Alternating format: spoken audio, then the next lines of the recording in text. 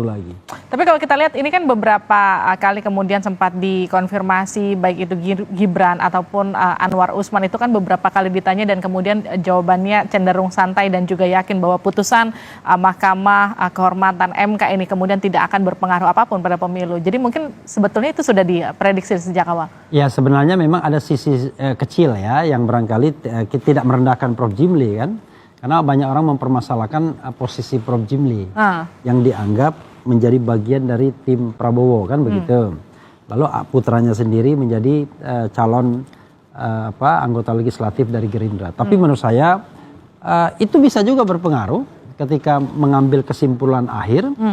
Tetapi yang paling penting adalah kita kan tidak bisa menduga-duga lagi. Yang paling penting adalah bagaimana kita melihat putusan Majelis Kehormatan itu sendiri. Nah sekali lagi biar masyarakat paham, putusan Majelis Kehormatan itu nothing to do dengan putusan Gibran. Jadi Gibran tetap bisa jadi calon wakil presiden Prabowo. Kemudian kalaupun ada pengujian undang-undang itu lagi, tidak mungkin akan membatalkan Gibran. Karena itu sudah next on, berlaku ke depan 2029. Hakim konstitusi semuanya dianggap melanggar kode etik. Dan kalau di luar negeri biasanya walaupun ringan atau apa, berhenti mereka. Apalagi sudah ada yang 3 kali kan. Tapi kan kali ini cuma sanksi lisan aja kan, teguran lisan. Sanksi ringan. Iya, sanksi ada teguran lisan, ada yang tertulis. Pak Arief tertulis karena sudah 3 kali hat-trick dia.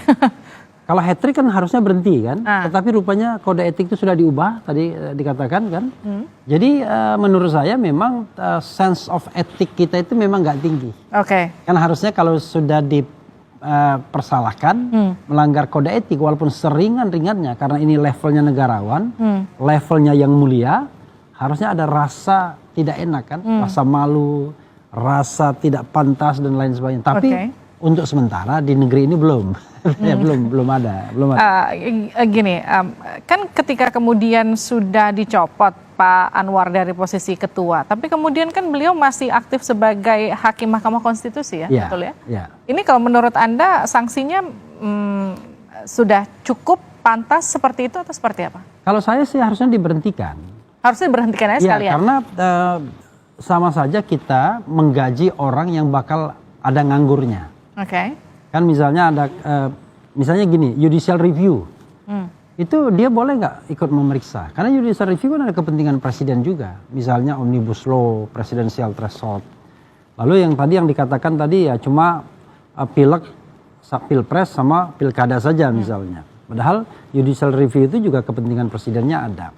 Walaupun kita tahu, wah ini kan masa jabatan presiden tinggal 1 tahun, bukan 1 tahunnya. Tapi kita bicara hal yang seharusnya. Cuma saya juga paham cara berpikir Prof. Jimli tadi. Karena kalau diberikan sanksi pemberhentian, ada majelis pembandingnya tadi. Yang harus dibentuk lagi. Ya, sama cerita tentang Setia Novanto. Pendukung Setia Novanto mengatakan ini adalah pelanggaran berat. Karena kalau pelanggaran berat harus dibawa ke rapat paripurna. Karena sanksinya pemberhentian sebagai anggota dewan. Tapi pendukung Setia Novanto mengatakan ini adalah pelanggaran berat, sementara yang kontra sama dia mengatakan pelanggaran sedang. Aneh kan? Yang kontra bilang pelanggaran sedang, pendukungnya pelanggaran berat. Karena waktu itu kalau pelanggaran sedang cukup di badan kehormatan dan diberhentikan sebagai ketua. Tapi tidak diberhentikan sebagai anggota DPR. Itu yang terjadi. Dan jangan lupa Setia Novanto kemudian bisa balik lagi kan sebagai ketua DPR walaupun kemudian akhirnya berhenti karena ada kasus korupsi.